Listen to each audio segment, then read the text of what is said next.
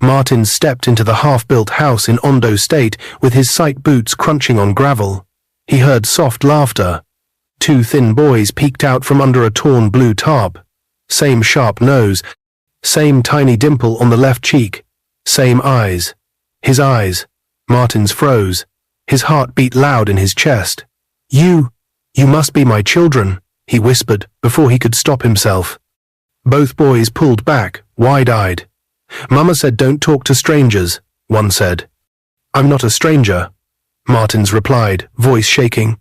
"Where is your mother?" "She went to get firewood," the other said, pointing to the bush path. A wind blew dust across the floor, and for a moment all three just stared at one another, rich man and two little boys who looked like a mirror of his childhood photo. Then a loud truck horn blasted outside, and the twins flinched. Martins took a step toward them. The story of how this came about started years back at Martins's home. They had a company called the Eli, a name taken from Martins's grandfather, Elijah. The Eli did tech, oil, and farming. It was big, it was rich. Martins grew up inside that big, shiny world. Yet at 19, the richest room he knew wasn't the gold office. It was a quiet bedroom where a girl named Doris wiped his desk and lined up his books. Doris was 17. Her mother cleaned for Martins's family. Doris would hum while she worked. Martins would pretend to read, but he watched her smile. One afternoon he said, "I like you." She blushed. "Me too."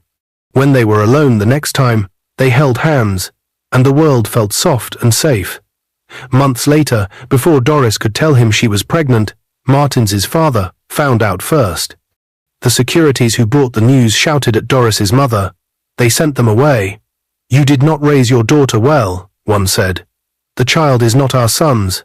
Martins never got to speak. His father's eyes were hard. Martins heard a rumor later. Doris married a young man in her village. He kept the hurt locked inside his chest and stopped talking about love. 8 years passed. Martins flew from Abuja to Ondo to check a new farm project. The papers said he was a smart boss, but under his fine suit, the old wound still lived. On the site, he found the twins under the tarp. "You must be my children," he had said without thinking. Outside, the site manager shouted, "Security, clear the squatters." The twins jumped. In that moment, a woman's voice rang out from the path, breathless and scared. "Timi, Tola." She stepped into the light, firewood on her head. Martins turned toward the voice, his heart slammed. It was Doris. Their eyes met. And a guard raised a baton behind the boys. "Stop," Martins's voice thundered across the construction site. The guard froze mid-swing, his baton hanging in the air. Everyone turned. The man who owned the land, who paid their salaries, had spoken. Martins rushed forward, pulling the twins behind him. "No one touches these children," he ordered. The guard stepped back, confused, exchanging worried glances. Doris dropped the firewood, her chest rising and falling as if the whole world was pressing on her. Her wrapper was worn, her sandals dusty, but her face was exactly as Martins remembered. Except older, sadder. Doris. His voice cracked. He hadn't said her name in years.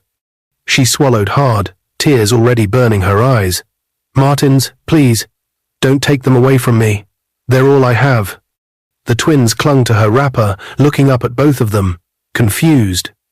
One whispered, "Mama, do you know him?"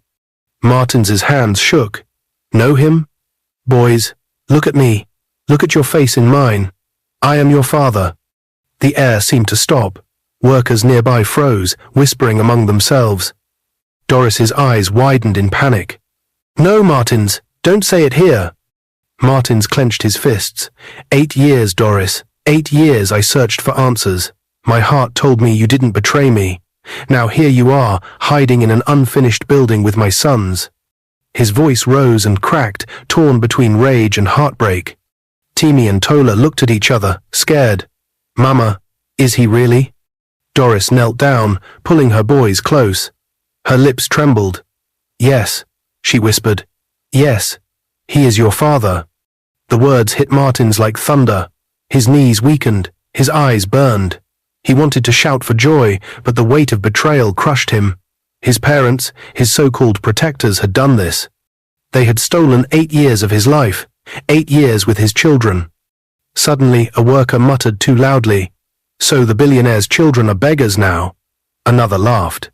Martin snapped his head toward them, his voice like fire. "One more word and you'll never work in this company again." Silence fell like stone. He turned back to Doris. His voice dropped, softer now. "Why didn't you tell me, Doris? Why let me suffer thinking you left me? Why let my sons live like this?" Tears spilled down her cheeks. "I tried, Martins. They never let me near you. They dragged us out like criminals. My mother was sick.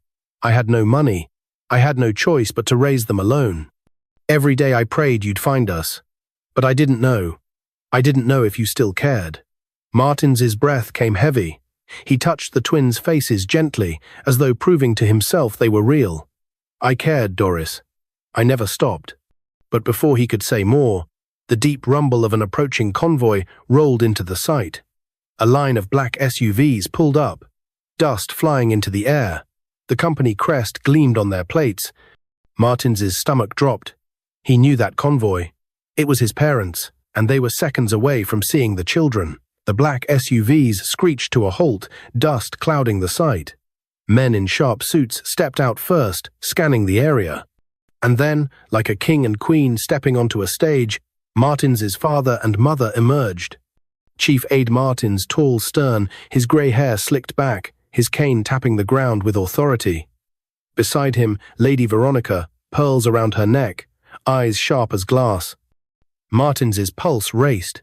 Doris pulled the twins close, shielding them with her arms, as if preparing for war. "Martins," his father's voice boomed, "what is the meaning of this? Why is construction stopped?" Martins swallowed. His throat felt dry. "Father, you weren't expected today." Veronica's eyes darted to the twins.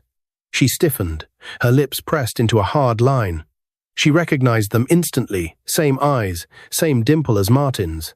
The resemblance was undeniable. "Who are these?" "Squatters," Veronica asked coldly.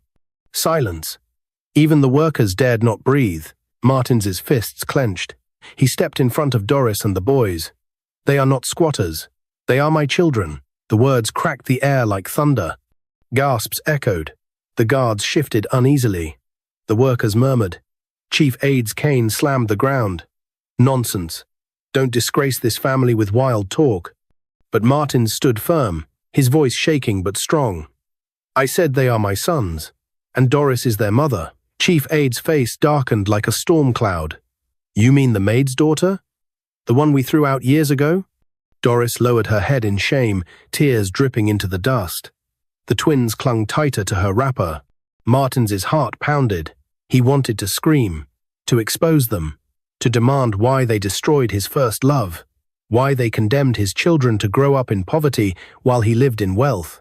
But Chief Ade was not a man to challenge lightly. He leaned on his cane, his voice low and venomous. "Martins, listen carefully. If you bring these bastards into this family, you will lose everything. The Eli is not built for scandal. You want to throw it away for a maid and her brats." The words sliced deep, but Martins didn't flinch. He bent down, cupping Timmy and Tola's faces. "I built this company. Not you. Not your pride. Me. And I will not abandon my blood." A murmur of shock swept through the workers. Veronica's pearl necklace shook against her throat as she gasped. "You ungrateful child. After all we did for you." Martins cut her off, his voice rising like fire. "All you did was steal my family. You lied to me. You buried the truth. And now I will bury your lies." The air grew heavy. The twins looked between their father and grandparents, trembling. Doris whispered, "Martins, please. Not here. They will ruin us." Chief Aide's cane trembled in his grip. His voice dropped into a dangerous growl. "If you walk away with them today, Martins, you walk away from the Eli, from your legacy. Choose wisely." Martins turned slowly, meeting Doris's tearful eyes, then his son's. His chest rose and fell. The weight of choice pressed down on him, family or empire. And just as he opened his mouth to answer, a worker's panicked shout rang out from the far side of the site. "Fire! Fire in the storage shed!" Smoke billowed into the sky. Workers screamed. Chaos erupted. The twins clutched their mother, terrified. And Martins realized this was no accident. The smoke thickened fast, rolling across the site in black waves. Workers scattered, shouting, some carrying buckets of water, others dragging out equipment. The crackle of flames grew louder. Martins spun toward the chaos, but his instinct screamed something colder. This was not just fire, it was a warning. Chief Aide didn't even flinch. He leaned on his cane, his sharp eyes locked on Martins. You see, this is what happens when you mix with dirt. Chaos follows. Martins's jaw tightened. He wasn't the same boy they once controlled.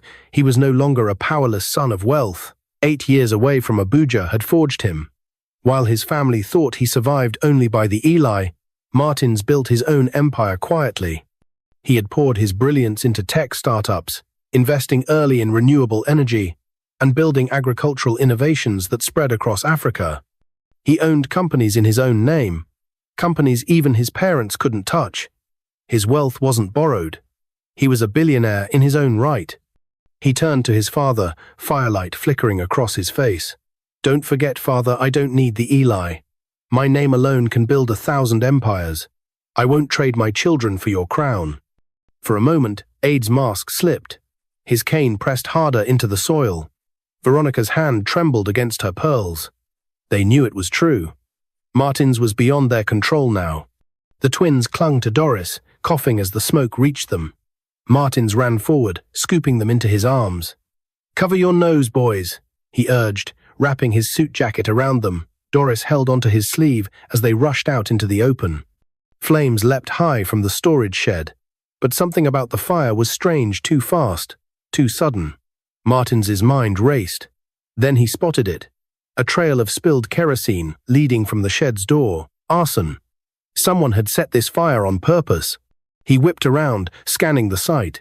And there, near the edge of the crowd, he caught sight of a worker slipping away, his cap pulled low, a black bag slung over his shoulder. Martins's eyes narrowed. Security, stop that man, he roared. But before the guards could move, the worker darted into the bush, vanishing like smoke. The fire raged behind them, workers struggling to contain it. The twins buried their faces in Martins's chest, trembling. Doris's eyes were wide with fear. Who would do this? She asked, her voice breaking. Martins didn't answer right away. His father's cold stare told him everything. This wasn't about a random worker. This was a message from his own blood. Chief Aide stepped closer, his voice calm but deadly. Walk away, Martins. Leave the woman and her brats. Or the next fire won't be in a shed, it will be under your name. Martins's heart thundered. He looked at Doris, pale from fear, yet standing tall beside him.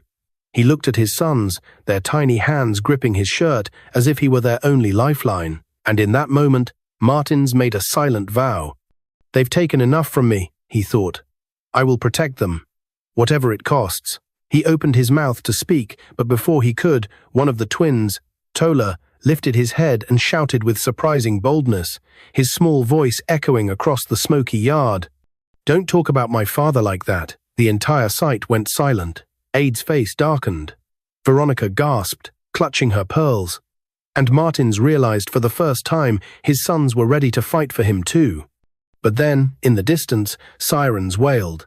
Police trucks rolled toward the site, lights flashing, and Martins knew. Someone had already called them, and not to save the fire, to come for him. The sirens screamed louder as the police trucks pulled up, their red lights bouncing against the smoke. Officers jumped out, rifles slung across their shoulders, faces stern, workers scattered further, unsure whether to fight the fire or flee the law. The lead officer, tall with a scar down his cheek, strode straight toward Martins. Mr. Martins' aide, you're under investigation for arson and unlawful assembly on your company site. Gasps rippled through the crowd. Doris's hand flew to her mouth. The twins clutched Martins tighter. Martins's chest burned with fury. Arson? This is my site, my company. Who dares? He cut himself short, his eyes snapping toward his father. Chief Aide's expression was cool, almost satisfied. Veronica avoided his gaze, her pearls trembling against her neck. It hit Martins like a blade to the ribs. His parents had called the police. They wanted him silenced. The officer's voice was iron. "We have witnesses claiming you ordered this fire to cover illegal squatters on your property." Illegal squatters. Martin's voice cracked. He pulled his twins closer, his arm around Doris. "These are my family. My children. Is it a crime to protect them?" Whispers grew louder among the workers. Some pitied him. Others smirked at the drama of a billionaire dragged down in public. Chief Aid's cane tapped the ground. "Martins, this is your last chance. Step aside. Let us handle this disgrace. Or the law will." Martins's mind raced. If he resisted here, they could crush him with their influence. If he surrendered, his children would be taken again. His empire, everything he'd built outside. The Eli was strong, but even billionaires could fall to a poisoned legacy. Then, like a whisper of fate, Timmy, the quieter twin, tugged at his sleeve. His small voice, steady despite fear, rose. "Papa, don't let them take us." The word Papa rang louder than the sirens. It broke something inside Martins. His heart hardened into steel. He straightened, his suit torn and ash-stained, but his eyes blazing. "Officers," he said, his voice steady, "search the shed. You'll find kerosene planted there. I didn't set that fire. Someone wanted me framed." The officer hesitated, glancing back at his men. Chief Aid barked, "Don't listen to him. He's—" "Enough!" Martins's voice thundered, silencing even the fire's roar. He stepped forward, pointing at his father, his words carrying across the yard. "This man is trying to erase his own blood. 8 years ago, he threw out the mother of my children. He forced them into the streets while I searched for them. And now, when I finally found them, he would rather burn his own company than face the truth." "It's a longed." Gasps spread like wildfire. Workers began murmuring louder, some pulling out their phones, recording everything. The tide was shifting. Veronica's face paled. Aid's grip on his cane shook. For the first time, Martin saw fear flicker in his father's eyes. The officer turned sharply. "We'll investigate this," he said, motioning to his men to check the shed. But Aid wasn't finished. He leaned close to Martin's, his voice low, venomous. "You may win today, but know this blood or empire. You cannot keep both. Choose wrong, and you'll lose everything." Martins locked eyes with him, his sons holding onto his legs, Doris trembling beside him. His empire was his pride, but his children, they were his soul. And as the officers walked toward the flames, the whole world seemed to hold its breath, waiting for Martins's next move. Martins stood still, the fire crackling behind him, the police waiting, the crowd whispering. His father's words echoed blood or empire. He looked at his sons, their tiny hands clutching his trousers as if he were their anchor. He looked at Doris, her tear-streaked face filled with fear, but also trust. Then he looked at Aid and Veronica, his parents, who valued pride over love. Martins raised his voice so every camera, every ear could hear. "I have already chosen. My children are my empire. No company, no title, no crown is greater than this." The workers cheered softly, some clapping, some nodding with respect. The officers, finding kerosene cans inside the shed, turned back. The lead officer spoke. "Mr. Martins, you are free to go. It seems this fire was planted." Aid's cane slipped slightly. Veronica gasped. Their power, their threat, was breaking in front of witnesses. Martins took Doris's hand and lifted the twins into his arms.